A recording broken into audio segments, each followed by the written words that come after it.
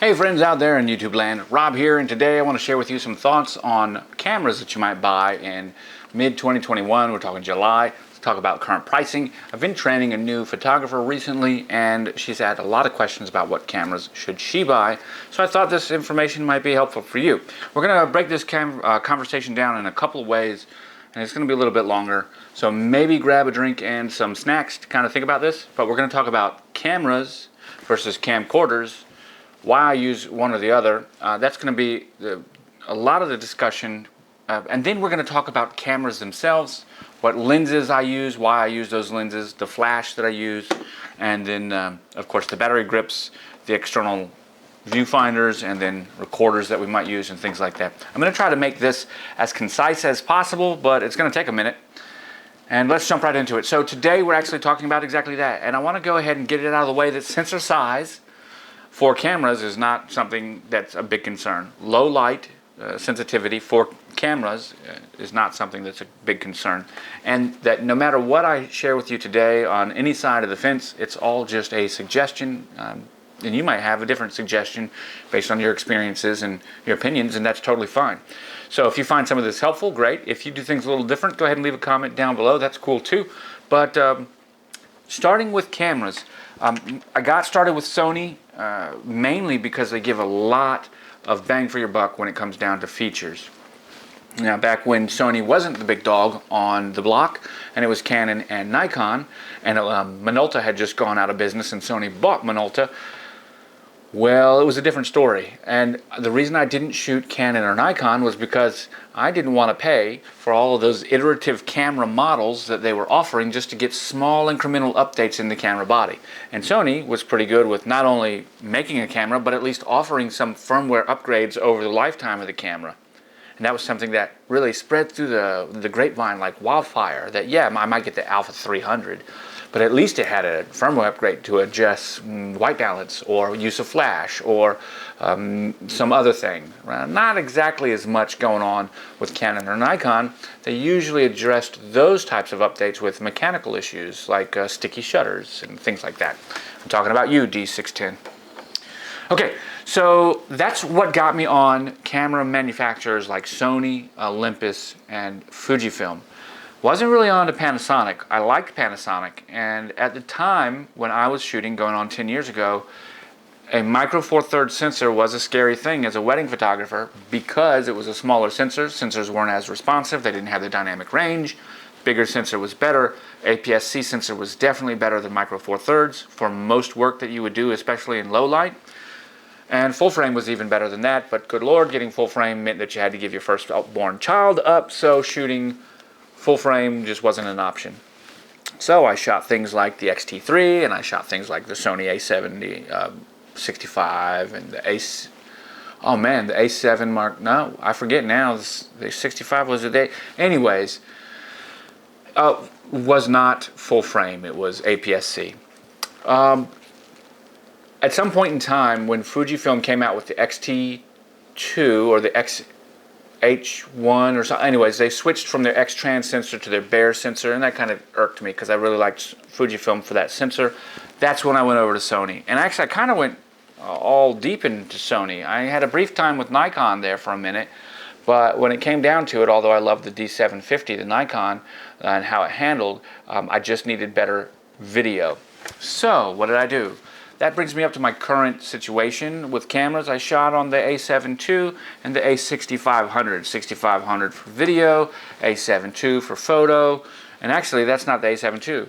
You're actually looking at the A7 II right now, and that's important because we're going to talk about video later and why 10-bit and 12-bit video is so important. But remember, you're watching what you're seeing right now recorded on a 7-year-old camera from 8-bit video with terrible autofocus, they say. It's just face detect, but is it working? You be the judge. So getting to here, up to today, getting the A7 II, after I got the A7 II, I wasn't worried about any kind of low light. I just used a prime and went on about my business. Also with my A6500, I don't think I've taken bad low light photos. I'm sure that I have, but it's not been something that's caught my attention. So if you're going back 3 or 4 years in your camera body decision, I don't think that low light and I don't think that camera sensor size, micro four thirds or larger, is really an issue to even consider, other than what it gives you for other things, like maybe a fast video readout or some other thing that you might be doing very specific. And that is to say, what I'm trying to tell you is that I don't think you can buy a bad camera. So regardless of the camera brands that I use, if you find a camera brand that you like and it's within a couple of years old, you can't really take a bad picture with it if you know what you're doing. Part of that has to do with using flash, and we'll jump ahead to that conversation before we get into the video conversation and talk more about this. Flash was something I did from the very beginning as well. Now, I don't have any of my Yongnuo flashes here, but I had the Yongnuo 560 Series 2, 3, and 4, and the transmitter for them, and I used them quite a bit. And they're all manual, which meant in order to shoot outside in the sunlight, I had to use a neutral density filter and not photograph faster with a shutter speed over 1/250th of a second, actually 1/200th to be safe.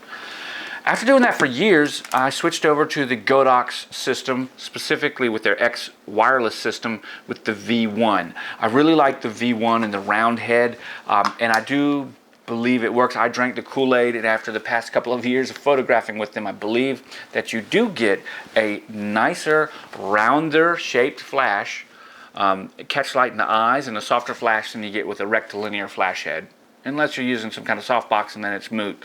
I also like the fact that you get magnetic mods, like MagMod, right? What I don't like about them is they are terribly fragile. I've had 10 Yongnuos, I've given most away, I still have 3. One is broken over the time where the hot shoe broke. I did a video about having to fix it. However, out of 4 Godox flashes, 3 V1s and a V60, 860 Mark II, I've had the V1 hot shoes break 8-9 times, and this one just blew up yesterday. I had the battery in it, I put it on the camera, and it popped. I got to send it back to be fixed. It's going to be $100 or so. The V1 flashes are like $250. These 860s are like $175. The Yongnuos are like $75 to $80. The difference, the real difference that's important, is the high-speed sync. That's a real thing. And the TTL is great too. I don't usually use TTL indoors. I'll set them up manually, especially with their wireless system, but outside I will enjoy TTL with that high-speed sync function, specifically when training a new person on how to use flash. Teach them the auto system so they can see what they're doing.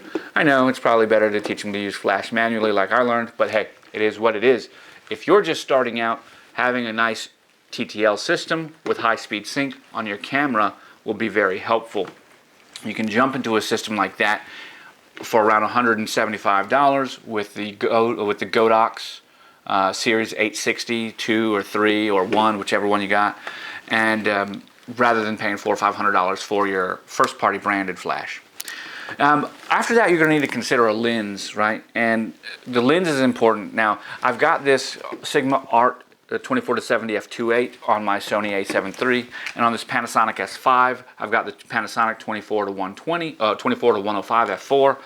Now, I bought the Panasonic recently, much after I bought this. I actually sold my 24-105 Sony f4 to get this. If I could do it again, I would have kept the 24-105 Sony, not because the art lens is bad, but because I think you get more utility out of that extra zoom. And f4, to be quite honest with you, shooting a wedding indoors or outdoors isn't that big of a deal. If you're worried about light so much that one stop of light from 2.8 to 4 is going to crush you, you need to go back to the drawing table and figure out what you're doing with photography, because if you're using a flash, you have just negated that. If you think that the only thing that the aperture is good for is low light and creating bokeh, then once again, go back to the drawing table, because there's many ways to create a blurry background with an f4 lens, just like they are with an f2 or an f1.8. Back in the day, I would say 5 or 7 years ago, maybe having an f2.8 constant aperture zoom would have been better than an f4, but today it's just not something that I worry about. In fact, I didn't when I bought this lens. I could have bought the Sigma Art lens 24-70 f2.8, and I just chose to have the extra reach 4 times compared to 3 times on the Sigma. But Nikon actually made one 24-105 f2. No, excuse me, 24-120 f4, and I love that lens. That's a 5 times zoom, basically 5 times. That's great.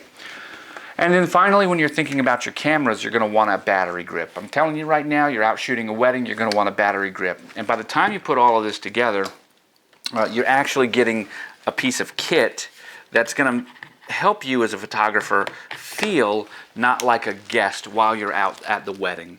Especially if you're brand new, the look of the gear is very helpful. Clients do buy based on professional look. I'm telling you right now, I'll sell more wedding videos at a meeting when I bring this and just sit it down on the table with me than I will when I just sit down with my computer and videos. It's just that simple. People like seeing this. And then if I go all out and put a video monitor on it and put it on some sticks somewhere, just to have it in the background or have a little scene set up where I can talk about those things, people will buy it. Now, I'm a confident photographer. I know how to talk about these things. That's great. So people can recognize if I was shooting with a shoebox that I was probably getting excellent images. In fact, one of the #1 compliments that I get are your photos look so great. You're doing such a wonderful job. And the client or their family and friends haven't even seen the photo. And I tell them that. How do you know they're going to be great? How do you know they're good? They say, oh, well, it's because you're doing it. You're doing a great job. You're working hard, I can tell. So half of what you're doing is what I'm trying to tell you now is really based on perception. So if you're a new photographer showing up with an M50 Mark II Canon compared to showing up with this, you're going to be taken more seriously showing up with gear. So it's helpful for your confidence is what I'm trying to tell you. Your artistic creativity is all your own, but having the right gear helps your confidence. You cannot buy your way into a better photo, but you can be more confident, which will definitely help your attitude so that you get a better photo in the long run. Now, let's talk about video. Why do I have video cameras? Like, what was the purpose of these Panasonics? Well, there was a point in time in my videography where I realized having a camera on a gimbal wasn't going to help me very much with live streaming. And of course I was live streaming with the YOLO box right there.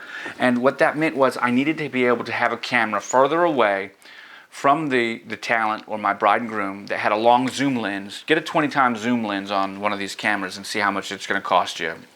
$10,000, $12,000. Here's a 20 times zoom lens on a 1-inch sensor camera right there, 8-bit video camera, 420 color, that can get me real close with XLR inputs and a full audio deck on the side of it. We're talking good stuff, up to 150 megabits per second output. Not bad. I was able to put that on sticks, run it through my my YOLO box, and then have this camera as another camera. But I got to a point to where it was like, man, this floating video camera needed to be on a gimbal moving around, and I needed another static angle. Well, that's where this one came in. When we talk about sensor size for cameras, it's no big deal. This is an APS-C sensor, and I'll use it right beside any of these full-frame sensors and feel comfortable doing so. But when you talk about this camera compared to this camera, camcorders I should say, you got a 1-inch sensor compared to a 1/2.5, which is a little smaller than a half, but a little bigger than a 1/3 inch sensor. And when you want to get even more technical, let me tell you, the full frame has a crop ratio of 1, the APS-C is 1.5, Micro Four Thirds is 2. You get over to a 1-inch, it's a crop factor of about 4. It's like 3.8, but we'll call it 4. But over here, 1/2.5, you're close to 7, almost 8, right? So it's a much smaller sensor. But what I got when getting this sensor was a 10-bit 422 capable camera up to 60 frames a second with 200 megabits per second internal recording. This is excellent. So I got a gain in my data rate, I got a gain in my color chrominance subsampling, and overall I got a newer sensor which also came with the efficiencies and improvements of that. So although sensor size was not important for cameras, what I'm saying is that sensor size was important as a consideration for camcorders. And I'm happy to report that mostly this camera does extremely well when compared to this camera. There could be some situations where they're not exactly equal, but this has become my darling video camera. I absolutely love this thing. It's great and works wonderfully. So when we look at all of these things, we kind of talked around the corners. So I guess the questions that we're kind of answering now is, what do you need for your next setup? Do you need a hybrid multi-roll camera that can do photo and video? Does it need to go on a gimbal? Does it need to shoot a specific quality of video? Is 8-bit like you're seeing now, recorded with no additional processing, other than maybe just a little bit of shine removal from my head? That's what you're going to see. Is that all you need? How are you going to deliver it? How are you going to edit it? Do you need something more like a dedicated camcorder that's never going to take a photo, but it's going to get you closer to the action by giving you a better zoom built in, even if the aperture ramps from f2.8 to 4 or f1.8 to f4 there? But gives you the full quality audio? Do you need something that you can kind of build out to be fit to mission specific? Those are the questions you got to answer when it comes down to camera versus camcorder. If you're just starting out, you know that you need one or the other right now. So if you are sitting back saying, I need a camcorder because I want to shoot my next indie film project, well then you need a camcorder. And if that's the case, do not get the Panasonic HCX1 or the UX180. It's an 8-bit camera, 6 years old. Although I've used it and enjoyed it, let me tell you what you should get. Do not get the smaller Panasonic HCX 1500 or the HCX 2000 or the HCX or the CX10. Those are all the same cameras as well, all the same codecs, except the CX10 has P2, and the difference between them is they have either an SDI or an SDI and an NDI output. The HCX 1500 is just the camera, has an additional add-on for $300 of the handle. Right now, in August of 2021, you can get the HCX 1500 for $1,700, the handle for $300, that's $2,000. So if you don't need the SDI, you don't need to spend $2,200 for the X2000, and if you don't need the SDI or the NDI or the P2 format, you don't need to spend the $2,500 of the CX10. Just get the HCX 1500 and the top handle to handle it. But if you were going to do that, I would still steer clear, because once again, this is a 1/2.5 inch sensor, and getting bokeh on that sensor can be difficult. You have to have something in the foreground and a lot in the background and focus kind of there and zoom into it, but you can do it. Instead, go with the JVC 500U. You can pick that camera up for about $2,800 new, about $2,200 used. It records up to ProRes 422 internal on an SSD, which you purchase separately. But if you don't want to do that, then you can just record up to 400 megabits per second internal to an MOV format, which is great. You know, all intraframe. Well, there you go. Simple as that. And it's a 422 10-bit sensor at 1 inch size. So there's your big thing. But in any event, what would you choose for a camera? Let's say you don't need this. You know that, hey, I'm going to be doing a little bit of both. I want to do photos and videos. I want to do music videos, or I want to do event spaces, or I want to do weddings, or I want to do sports. And I might need a camera that does high frame rates as well as video.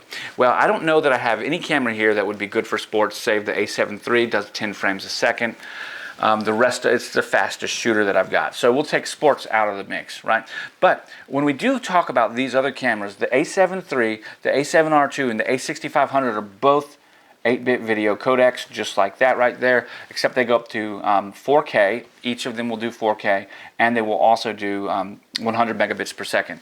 Now the A7 III and the A6500 will record 4K at from a downsampled full sensor readout. From 6K downsampled to 4K, and then that's what it records. The A7R2 does not. It just records 4K either in full frame or Super 35. Super 35 is going to give you better looking because it doesn't do any line skipping. Full frame will do line skipping, so shoot Super 35. But the Panasonic here, see, this is the newest acquisition, and this is the one I would recommend. After thinking about video and what I needed in my space, I realized I do need another dedicated video camera. But I was getting past the range that made sense for my business, and I think most wedding photographers are in this. There's enough money in weddings to support purchasing cameras. There's enough need for cameras, but there's not a lot of need for the Sony A1 or some 1DX Mark III Canon. I mean, there's just, why spend $8,000 or $9,000 on a camera body unless you need that specific thing that it does?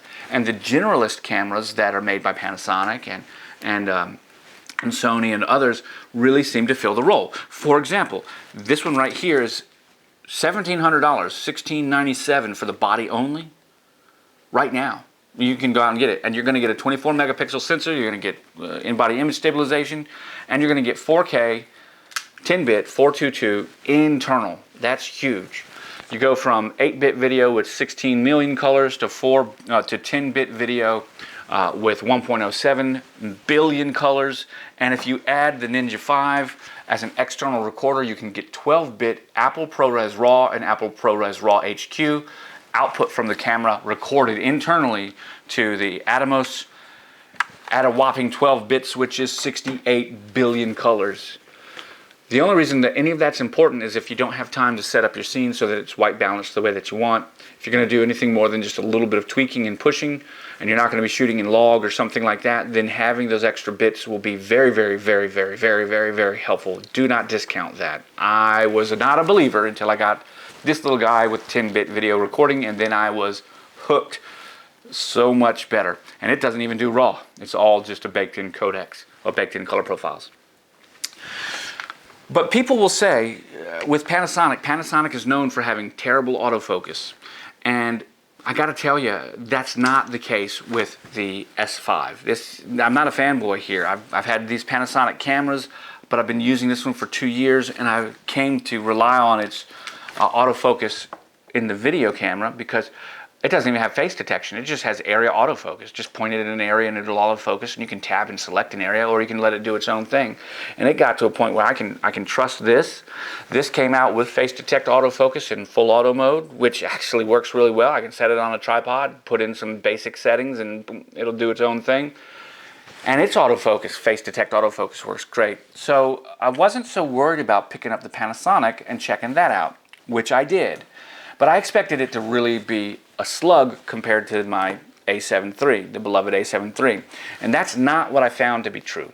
What I found out was that, yes, the A73 is better in autofocus, specifically video, but not so much for photo. Gotta tell you that. Sure, it might be better for photo, but in testing them and using them side by side, I don't know, man. I can't say that it's that much better than the Panasonic in photo mode. And we're talking continuous focus with face and eye detection turned on, which works great in both cameras. I enjoy it equally. In video, yeah, the constant face detect is better in the Sony than the Panasonic, but not light years ahead. In fact, if we likened this to a race, I would say it's only winning by a car length. You know, it's not a mile, okay? In fact, I would say that if you have any use, the difference in autofocus between the Sony A73 and the Panasonic is very similar to the difference in autofocus between the A7R2 and the A6500. The A7R2 is just a little bit laggy behind the A6500, about a car length, maybe a little bit more, but they're very close. So that was something that I was very, very excited to find. And when I got this was on firmware 2.4 or 2.3, whatever it is in there. And I do know that Panasonic had made quite a few upgrades to the firmware in order to help improve the autofocus. And as far as Panasonic's concerned, to their credit, yeah, it's pretty good. Now, the reason I say that is because I photographed weddings on the A7 II with its terrible continuous autofocus and just used single point with the Nikon nod. And what that means is, if I could photograph weddings and make money on the A7 II, there's no way the A7R3 or R2, or there's no way the Panasonic S5 could be any worse than that, and it's not. So again, real easy to pick, easy to go for, easy to do. Let's put a bow on all this and kind of wrap it up real quick. When we talk about cameras, ask yourself this: do I need a camcorder or a camera? You know already. If you want to do something where you might do weddings that's going to require photos and videos, you definitely need a mirrorless camera. And I would stay away from DSLRs. That's why I didn't talk about them. If you're going to make your next indie project, or you're worried about filming some plays and things like that where you're going to be far away, like for a local theater or something, you may need a camcorder. If you need something that has direct professional audio inputs, a camcorder will help you there directly. If you're going to get a camcorder, there's no reason to look at any 8-bit camcorder. You need to be looking somewhere in the newest 10-bit range. Whatever that is for you, 4K, 10-bit, but that's where you need to be. Do not go 8-bit on a camcorder. It's even more important because the sensor's smaller, dynamic range is less. You want as much data as you can get. The bit rate will help you there. When we move away from the camcorder versus camera question, it comes down to body, right? What body do you want? Again, I didn't talk about sensor size. Micro Four Thirds or higher, you're going to be happy with a current sensor. When it gets down to it, low light, pretty much anything you do, you're going to be happy. If you're not happy, you're going to add a flash, and I'm going to suggest a flash anyway. So don't worry about low light. Learn how to use your camera. If those are questions you have, that will be helpful. When it comes down to lens, I would suggest getting a 24 to 105 over a 24 to 70 any day of the week. Even though the 24-70 will usually have an f2.8, I think you'll get more versatility and more use out of the 24-105. Again, if you're worried about trying to get that bokeh, you should be able to get bokeh out of your portrait shots with the long end of the 24-105, even at f4, rather than trying to worry about the wide end or the short end of the f2.8. If you're worried about low light, again, I can tell you the Panasonic right here, it's got dual gain native ISO at 4000 and at 640, which means low light's not even a problem. In fact, it might even be better in low light than the Sony. I haven't tested that, but I'm feeling like it has not been worse, that's for sure. When it comes down to price, there's no reason to spend too much on these camera bodies. Don't get all excited about $1,000, $10,000 camera bodies. Get one that works. The generalist generally seems to work best for cameras. And if you're going to do that, in the easy come, easy go category, you can get the A7R II right now for $1,200 from B&H or Adorama. It's been on sale for a while. The Sony A73 is regularly $2,000 body only. They've been hitting it up with some sales at $1,700. You can get it body only. I wouldn't get it because you can get for $1,700 the Panasonic S5. I don't see any reason to get that right now. They are coming out with a new A7 Mark IV. It's going to have some updated specs. Go for it. If you choose to go APS-C, you can actually run the budget out and get the highest quality APS-C cameras that are out there right now. The premium, the top of the line in the APS-C category.